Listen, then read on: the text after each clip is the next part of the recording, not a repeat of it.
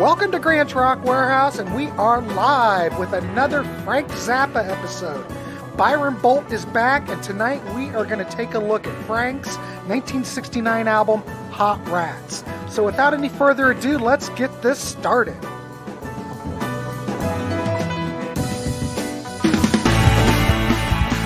Crank up those headphones. It's time for Grant's Rock Warehouse. You got that right. It is time, and get those headphones cranked up. Byron Boldt, how in the hell are you? Nice to see you. Doing good. Doing good. Yeah. Ready to talk some Frank Zappa. Yes. Of course you are, because you're a damn professional.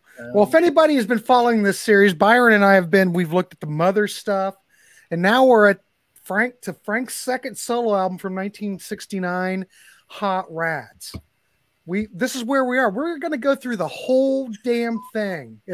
We'll both be dead by the time we get to the end, but we're going to give it a shot. So we are live, and the chat room is open. We want to hear from you. You know, I don't like to edit, so I like to go live. So we're going to do more live stuff because I just can't keep up with editing. So Byron's here. We're going to talk Hot Rats. Well, let's just start. This is like I said, second solo album, came out October 69. This is the first project after after the original Mothers were broken up, correct? Yeah. Yeah. I don't know if there was a particular date they broke up or he just didn't. Well, I know Ian Underwood's on this. He's the Yes. only one that's on it. Definitely. From the Mothers. So it's good to have Ian. Evidently he wanted to keep Ian. He needed him, you know. Right. Ian stuck around for a while. He stuck around for a while. So yeah, this came out after Uncle Meat, and this is right in between Burnt Weenie Sandwich. So Hot Rats is one of those records that it's a favorite among the Frank Zappa crowd. Yes, definitely. I mean, there's probably not quite a record like this other than this. I was really listening to it, and I know there's a lot of people that get on here and say, oh, it's so jazz influenced, which I do think it is, but I don't know if anybody ever really mentions how proggy it is. Yeah, I was going to say that. You know, they say it's a jazz rock album, but you know what? It doesn't sound like Miles Davis, John Coltrane. Right. It doesn't sound anything like that. You can hear some influence there, but it's not that hardcore of a jazz album, in my opinion. No, it seems like it's more prog. Well, Wikipedia says progressive rock. Instrumental rock. I'm just take Wikipedia with a grain of salt, but they do put it in that genre, and I think it fits better in there. If you listen to like the first Todd Rundgren Utopia album, it's very similar to that to some degree. Only, the Utopia album I think is much more progressive. Yeah. This just fits kind of that niche between progressive and jazz. It's hard for me to even really put it in a category. There wasn't a record like this before, to compare it to. It stands on its own. So Byron, let's just turn it over to you. What do you think of it? And, give your review and talk a little bit, and so I don't have to do anything. Well, okay, I'll try and wing it here. So you had mentioned it came out in October 69. It was basically recorded July through August of 69 after Uncle Meat had come out, and basically the Mothers were no more at this point. And what's weird is this album got to number 9 in the UK charts and only 173 in the US on Billboard. So it didn't do well in the US like most of his other albums, but it did really well in the UK. Yeah, but even at this point in 69, he wasn't really selling anything. No. He never really did, But so yeah, the cover here is it's like an infrared picture of Miss Christine, who is in the GTOs.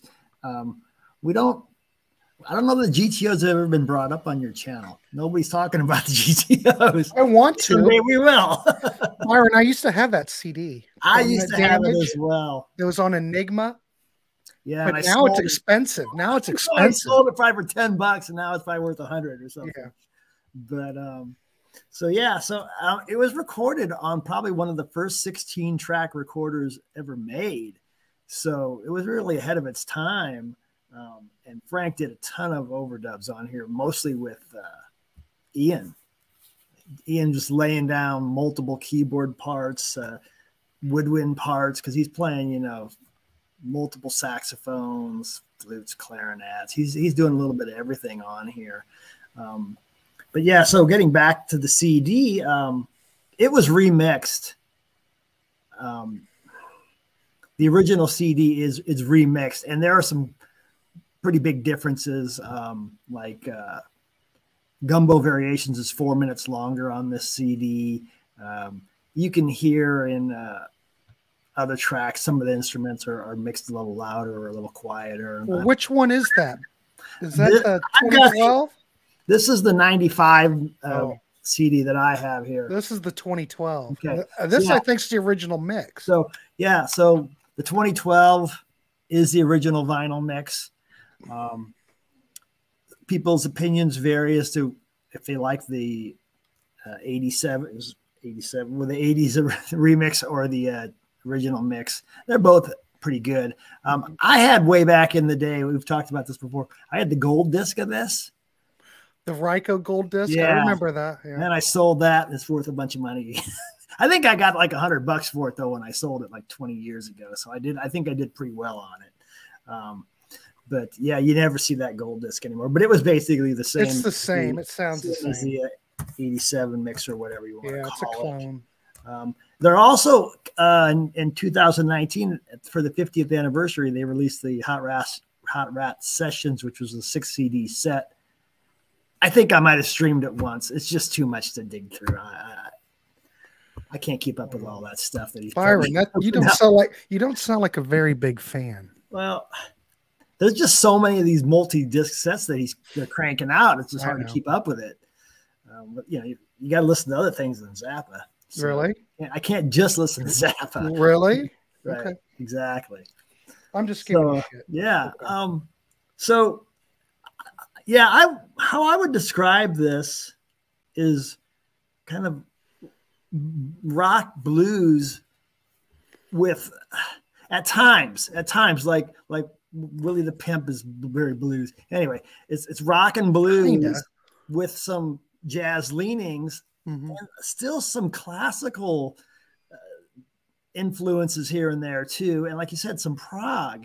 Because just the way he would compose things, it was very intricate at times, like classical music. So we'll get to that. And it's mostly instrumental, except for Willie the Pimp, which has vocals by Captain Beefheart. And like I said, there's a ton of overdubs on here that Ian Underwood does. And some of the other musicians on here were Max Bennett and Shuggy Otis on bass. John Guerin, Paul Humphrey, and Ron Selico on drums, Don Sugarcane Harris, and John Luke Ponty on violins. So that's all I'm going to really say about all that. We can go into the songs now. Well, I do want to mention something. Go ahead. You mentioned Max Bennett and Shuggy Otis. Oh my God, the bass playing on this album is absolutely killer. Those guys. Yeah, I got some notes. And the drums. I must add. And who's that? John Gruen? Oh, he's on Willie the Pimp, Little Umbrellas, and Must Be a Camel. And Paul Humphrey, both of those guys.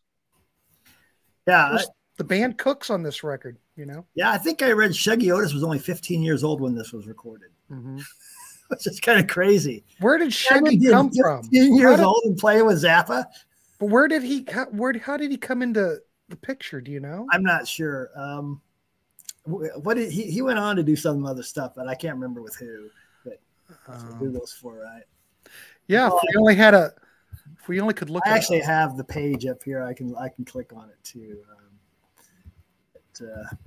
Well, it doesn't matter, whatever. But anyway, the band on this record cooks. I will leave it there. Where the heck is it? Okay, Shuggy Otis. He's on Peaches and Regalia is what he plays on, which is got some great bass playing. Yeah. So he went on. He was with he played with the Brothers Johnson, Johnny Otis, Bo Diddley, Al Cooper, a lot of people. Anyway. Well, Robin says this is the first Frank Zappa album that he heard. Not sure if it's a great entry point for Zappa beginners. Maybe like Overnight Sensation. I don't know. Well, the thing about No, you need to kind of you don't want to just start with it. I mean, if you're a big jazz person, this is maybe a good place to start. Yeah. Or Waka Jawaka and Grand Wazoo. But yeah. Anyway. DC's in the house. Hey DC, how are you? Nice to see you. He knows his funk. Where's the funk? Where's the good doctor? We need to have him on here. Talking funk. But anyway, go ahead. Byron, take it away. Else you wanted to say. But yeah, so it starts off with Peaches in Regalia, which is it's one of his best instrumentals, I think. And he ended up re-recording that a couple other times on like Fillmore and then Tinseltown Rebellion. To me, this is a very melodic song, but it's very the arrangements are very complex. Lots and lots of instruments on it that are being overdubbed, like we had said. And there's about 4 or 5 different sections in the song. And Frank plays apparently what's called an octave bass solo on it. So I don't know if that's a bass that's like an octave higher. Well, no, don't forget, around this time, Hagstrom was making the first 8-string bass. So I'm wondering if he's playing one of those because he was in print ads for Hagstrom at the time. Okay. And I'm just assuming it's probably a Hagstrom 8-string bass. I don't know. I am not sure what it is. It sounds kind of like a guitar though. But, well, I mean, the bass is just a lower. But it's got octave strings on it, so yeah, could be. Really, Peaches is one of his classic songs, in my opinion. Just great. I type Shaggy, but stupid. Anyway, we do love Snuggy, the fabric softener bear, on this channel. We'll give that bear a lot of. We do. That leads us to Willie the Pimp, which is I should have said the last Peaches was a fairly short song, about 3.5 minutes, but Willie the Pimp's long because we got a lot of long songs on here, or a few, I should say. And Willie's 9:21. And it starts out with this real bluesy guitar violin riff, and after a while, that breaks into Captain Beefheart singing about being a pimp, basically. And the singing only is maybe a couple verses, I think, on here. It doesn't go on for a long time. Then you get into this real long guitar solo by Frank. And I'll be honest, I think this is the first time we really get to hear where Frank is going with his guitar playing.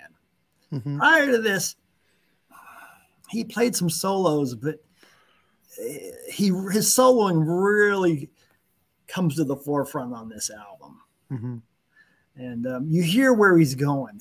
His style still develops a little bit down the road, but here is your really first chance to hear where he wants to take his playing. Yeah, he's very pronounced. Yeah. As opposed to everything else, like he said, he was a little bit more, I don't want to say it's buried in the mix, but it's not as predominant here. It's more, I don't want to say jammy, but you know what I mean. He's got, sounds like he's using some kind of an effect on there too. And I couldn't tell for sure if it was just a wah pedal set at a certain frequency or if he was using some kind of a phaser or a flange. I don't really know, but he has a certain effect going on that. Also on the remix of this, the guitar riff is a lot louder than on the original mix. I don't know if you ever noticed that. I've never heard, Byron, I try to avoid those original Ryko. I've never heard the original. Really? I'm just familiar with, I've got the vinyl. Okay, so you had the vinyl. Yeah, and then I got the 2012 CD later. So well, you got to have the 80 version then. It's different, man. All right. Well, if I see it out in the wild. I'll be honest. I thought the Willie the Pimp sounded better on the remix because the guitar is way louder in the mix, at least in the intro. So okay, whatever. No. This is why we have these discussions. I definitely think if you're a completist, you probably should have both versions of this. So, okay. And some of them aren't worth having, but I think in this one you should go. Okay. All right.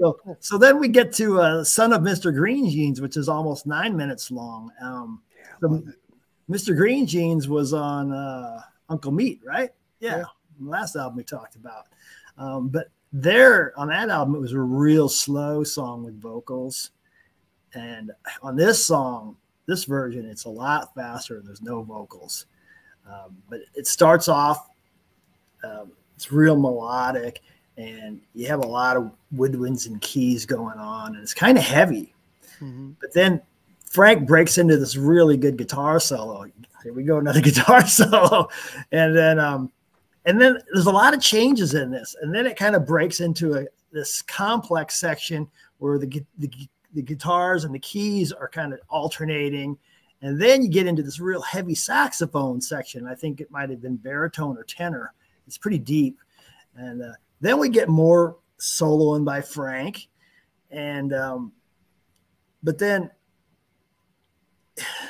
it's not like he's just soloing over just a couple minor, easy chord changes. There's a whole lot going on in the background here. This is not just let's just play a couple chords and just Frank solo. There's a lot going on behind the scenes. And then at the ending is very similar to the intro, but he adds some classical piano and some pipe organ. So it's a lot more dramatic than the introduction. And I'm going to say this is probably one of my favorite songs on here. I mean, Peaches is great too, but this is really good. I think side one is just killer. Right. Yeah. This is like one of my favorite Zappa albums. I like everybody else. I'm sorry, but this whole, at least side one, I think the whole damn thing's brilliant. Yeah. Yeah, I agree. I think side one is better than side two. Yeah. Nothing wrong with side two. Nothing wrong with side two. Side one is just fantastic. Yeah.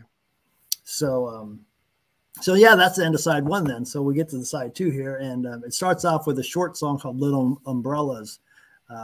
Apparently this was a very old track from the Cucamonga days, which he hadn't recorded yet. What I noticed, the remix version on the 86 remix of this sounds a lot different. It's because there's a piano going on, at least, especially at the beginning, and it's really buried in the mix on the original version. But on the remix, the piano is way out front. And but it's really just a shorter song. Like I said, it's a little over 3 minutes, and it's pretty jazzy. This is probably the most jazzy thing on here so far. But there's some fast runs that are going on, which, that's a kind of a Zappa trademark. He likes to have these real fast runs, with multiple instruments. And this one has upright bass on it. We hadn't really mentioned that before. I don't think any of the other songs had it, but here there's some upright bass going on. You get your piano, your horns, keys. It's probably the most jazz sounding thing on here, like I say. But we're live. It's kind of, but it's got this Zappa, like these fast runs, which you don't hear a lot of that kind of thing. I think in tradition, I don't want to. I'm not a jazz guru, but I'm not either. But jazz, they're more about the solo, and I always feel like. And they just kind of keep it simple in the background while they go off and do these crazy solos, where Frank's trying to keep the background music pretty complicated while they do the soloing too. But I can be completely wrong about that. So then we get to the gumbo variations. Okay, this is 4 minutes longer on the remix CD. So you get a lot of extra music on this one song. So that's one of the reasons why you probably should have the remix CD as well. We're pushing that remix CD quite a bit here today. And it's so the remix version, it starts out with just kind of the bass and drums doing which bass lick I'm talking about there. Yeah. But on the original version, they don't really do that. They just jump right into where they kind of speed it up. But it starts out with just this real slow bass and drums, and that goes on for about a minute, and then they break into the where it would start on the vinyl version. And so to me, this song is really bass driven. There's probably 3 or 4 bass licks. They're kind of similar, but they're different. And it's that bass lick that's really pushing the whole song all the way through it. And so you get a couple minutes of basically them getting the groove going, and then Ian breaks into this tenor sax solo. Now, the soloing, I don't know if there's extra solos in the long version or if they've just kind of condensed them down a little bit. But so yeah, you get that tenor sax solo by Ian. Yeah, it's a little over the top. It's great. Then Don Sugarcane Harris breaks into a real long violin solo, and that's followed by a long Frank solo, and then it kind of finishes up with Frank and Sugarcane Harris solo, kind of alternating back and forth. Like I said, that goes on for like almost 17 minutes on the remix, and it's just great. That's some serious jamming. Mm-hmm. It's a very jammy record, right? That's another one of my favorites on the. That's one of my top 3 songs on here. So. And then the last song on here is "It Must Be a Camel," which is 5:15. Yeah, it's shorter.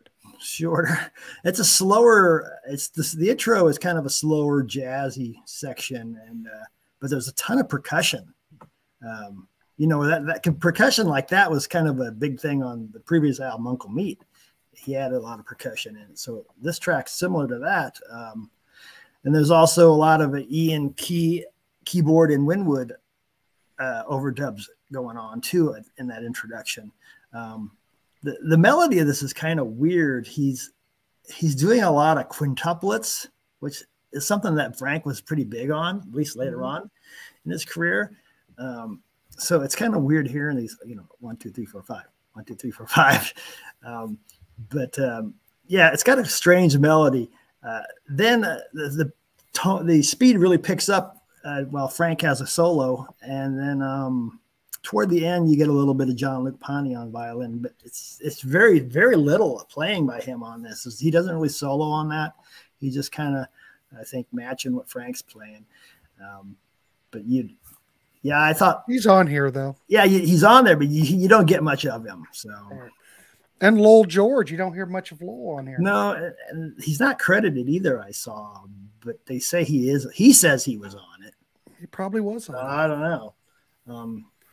Well, I'm just curious. Maybe you can answer this. The Ryko CD version, like "It Must Be a Camel" is the exact same time. Was the whole? I don't know, because like I said, I've never heard the Ryko version.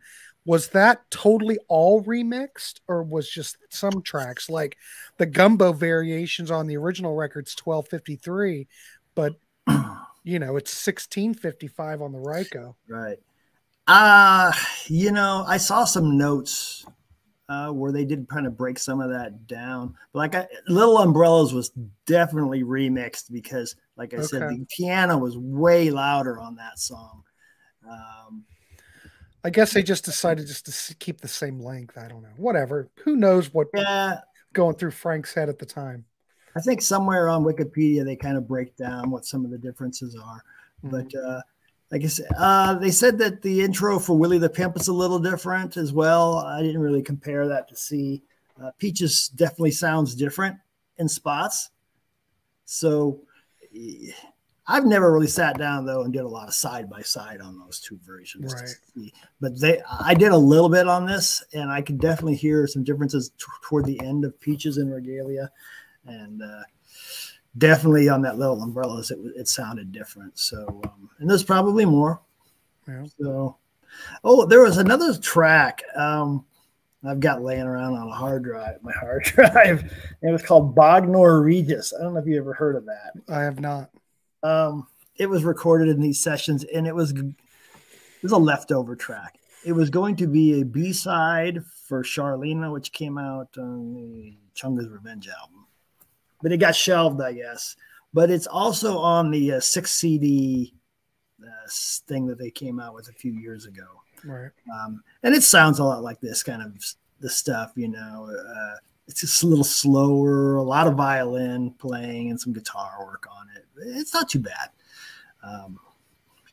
I saw Dweezil, about 4 years ago. It was prior to COVID, and they were doing the tour for this. They were playing the whole album, the album in its entirety. So that was pretty good to see. You ever seen Dweezil play? Or I haven't seen Dweezil. I haven't seen Frank either. Yeah, I never saw Frank. I saw Dweezil, I think 4 times now. So I heard he puts on a great show. Yeah. That's the closest you're going to get. I mean, he's a hell of a guitar player, and he was a hell of a guitar player when he was a kid. You know. Yeah. I did not see what was another band? There was a bunch of guys that were in Zappa's band. They were touring with King Crimson. Was it a year or 2 ago? I don't remember what they were called. I didn't. Yeah, I saw that. Did you see that? Yeah, I saw that too. It was just last year. Did you see King Crimson, or you just saw them? No, I saw both. They opened. They opened for King Crimson. I never heard you talk about that. Well, there's some things, Byron, I don't talk to you about. Yeah, that didn't. I do have a private life. That show didn't come to Omaha. I can tell you that. No, it came to Dayton. It was in Dayton. Really? Yeah. Wow. And they were killer. Yeah. Killer. Sure it was. God. Yeah, I'd like to have seen that. Yeah, you should have been there. I think they went to Minneapolis, but that's still like a 6-hour drive. What are they called again? I forget. Oh, crap. Is it the Zappa band or something? Zappa band. Yeah. They were freaking top notch. Yeah.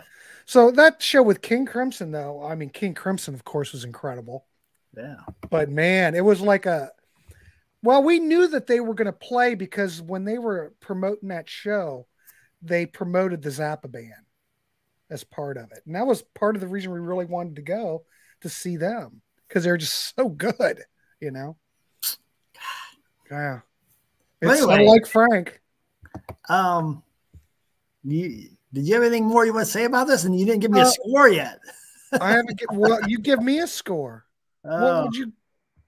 What did I write down here? I think I got it written. I went back and I wrote down all of our scores, so now I have them going forward. Oh, good. I need someone to keep track. I'm going to give this a 9. Well, if you look at that, your rating and your review, All Music gave it a 4.5. Village Voice, you know, Robert Christgau doesn't like anything. He gave it a C. He said he'd much rather, you know how Frank said that this is like what did he call this? A soundtrack or something to. Yeah, something. What did he say? I read that quote. Where was that in here? Well, anyway, he said, Robert Christgau said, I'd rather listen to Wonderwall by George Harrison. And if anybody's ever listened to that, it's really nothing. I have not heard. Didn't he do a couple electronic albums, George? Electronic Sounds, and he did the soundtrack for Wonderwall. How do they compare to like? It's just a bunch of music for two virgins and. Well, compared to that, the George Harrison stuff is brilliant. Compared to Two Virgins, come on. You know, Frank said it was a movie for your ears, is what he said about it. Movie for you, right? Movie for your ears. And Robert Christgau said no, he wasn't digging it. Mike Lawson got to see Dweezil on tour playing Hot Rats before COVID. I think it was like it might have been I think it was like a month or so. Well, Mike, wasn't he playing the Newport or something? He played the Newport, or I think he played the Newport. And I remember that. It was kind of right before everything shut down. That's true. Well, anyway, the reviews on this. Oh, go ahead. No, I just laughed because I think I saw him right before COVID too. It was the last show I saw and COVID hit. The reviews for this are all very good. 8 out of 10. 4 out of 5. Rolling Stone Album Guide gave it a 4 out of 5. I mean, it's one of Frank's highest rated. Well, no, I take that back. It's up there. It's not up there like We're Only in It for the Money or, you know, Uncle Meat, I think. But it's a different animal. It's definitely top 10 for me. It's definitely top 10. Maybe top 5. It's getting up there. Right. Well, the more I listen to it, I've been listening to it all week. I've probably said this, you know, the really good albums, and I've probably said this before, you can listen to over and over again and never get tired of it. This is one of those records. It's well executed. You know, I still listen to it and I'm trying to go, is this more prog or is this more jazz? I'm trying to put it in a category, but you can't because it covers so many different styles. I what would I give it? If I'm basing everything on We're Only In It For The Money, which I think is a perfect record, that's a 10 in my book. Wow. This is damn close. I'd probably give it an 8 out of 10. Wow. Well, I like Absolutely Free more than this. Yeah, you gave Absolutely Free a 10. Right. I like love Absolutely Free. Yeah, I love all that mother stuff, though. I know you do. I freaking love it. And this is good, but I think it's only an 8. But it's damn good. And who was it that said, wait a minute, who was it that mentioned recommending an album? Robin. It's not a great entry point for Zappa beginners. I would agree with that. Do you agree with the two, Byron? Yeah, unless you're a big jazz person, then I would say, yeah, go for this one. But if you're more of a rock person, no, I wouldn't start here. But I think with Frank, I would always want to start out early. So if you start out with We're Only In It For The Money or something like that, or Hell Freak Out, it's a journey. His career was a journey. I kind of like looking at these in chronological order, I would recommend this way before I'd recommend they start with Lumpy Gravy. Don't. Right. That's always, that's an acquired taste right there. Right. But, you gave Reuben and the Jets an 8. So I think that's a great record. Okay. You're saying this is just as good as they're just as good as each other? Oh, I think it's just as good as Reuben and the Jets. Yeah. Okay. Not better. I know I'm putting you on the spot here. Yeah, it's probably better. Maybe a 8.5. Yeah. Okay. Not me to tell you what to do here. So. No, but if you put everything in, okay, 8.5. 8.5. It is better than Reuben and the Jets. I know. But I like that too. I love all that mother stuff. So it's hard for me. But yeah, I'm going to give it, I'll do an 8.5 and you'll do a 9. And so there you go. Yes. I wouldn't start here. But if you're a jazz fan, but if you're a prog fan, if you like prog, you'll dig this. Because me, I hear more prog in it than I hear jazz. Yeah, especially the Son of Mr. Green Jeans. Oh my God, yeah. That if you're a prog fan, you'll really dig that track. Yeah. And, Peaches too. Peaches is a little more catchy, a lot shorter. So I don't think of it as proggy as Son of Mr. Green Jeans, but yeah. Well, you're giving this a 9. If we look at like other just Frank Zappa solo projects, well, I was going to say if this is a 9, that's pretty up there then. It is. It's up there. Like you were saying, second side, not quite as good as that first. I know, but 5 for the first side, a 4 for the second side. So yeah. But yeah. D Rocker, she said her stereo was 4-way. Yeah. We'll get to that album one of these days. Yeah. Yeah, we'll get there. I could be dead by then. That's not that far away, really, when you think about it. What, my death? Yeah, no, what is that? That's 74 there, 73, 74. We're up to 70, or this is 69, right? Yeah. This is our last 60s album. So. Yes, the next one we're doing is, we'll be looking at, what are we going to do? Chunga, or are we doing burnt weenie sandwich? Burnt weenie and weasels. You had said maybe we would do those together. We could do those. I think we should do those together. Yeah, they kind of are twins in some ways. And then do Chunga. Yeah, then we're getting into the whole Flo and Eddie era, your favorite era. I don't know. Could be. I love Flo and Eddie, though. I love all that turtle stuff. Do you have any Flo and Eddie albums? I do. Yeah. A couple that I bought years ago in the bins, All right. Well, we give it a 9 and an 8.5. So go out and check it out. I mean, if you're a prog fan, I would definitely recommend it. If you're into jazz, you probably dig it. Of course, you might think it's jazz light or something. If you're a hardcore jazz person, you might not dig it. But if you like jazz with that Zappa-esque tinge, you'll probably like it. Okay, so people say, "Well, it's fusion." Well, it's nothing like Mahavishnu Orchestra. It's nothing like Return to Forever, right?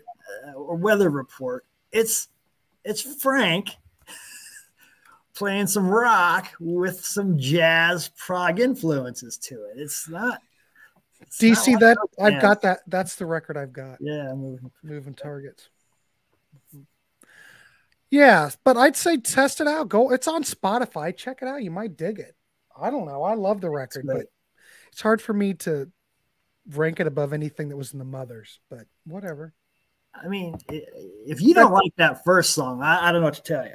Peaches and Radiation. It's I'm gonna tell you if you don't like that, I like the way this. I should have mentioned it, but Frank's the producer on this. We're going to try to wrap this up, but this was recorded at TTG in Los Angeles, which is long gone. Sunset Sound. This was like the first record to use a 16-track. Yeah, I mentioned that. Okay, but I dig the sound of this record. I'm not sure who the engineer was on it. Yeah, it's got a real good sound. Dick Kunik? I'm not sure. Well, there's a lot of different engineers because he probably recorded this over a span of time. But I dig the sound on this record, though. It sounds great. At least I can recommend the 2012 CD.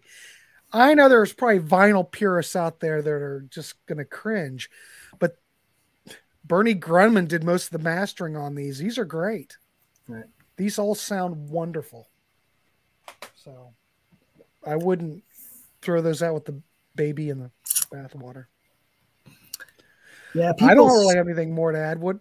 Oh, sorry, Byron. Everybody swears, vinyl sounds better. Well, I don't know. I have some vinyl that sounds great. I have some vinyl that just does not. It's clean, but it doesn't sound good. It just depends. And right. It's all about the mastering. It doesn't matter what the medium is. It's all about the mastering. I have a lot of vinyl. Well, you can't really see it, but I have quite a bit of vinyl. But at the same time, I have a lot of CDs. I'll take whatever I can get a good deal on.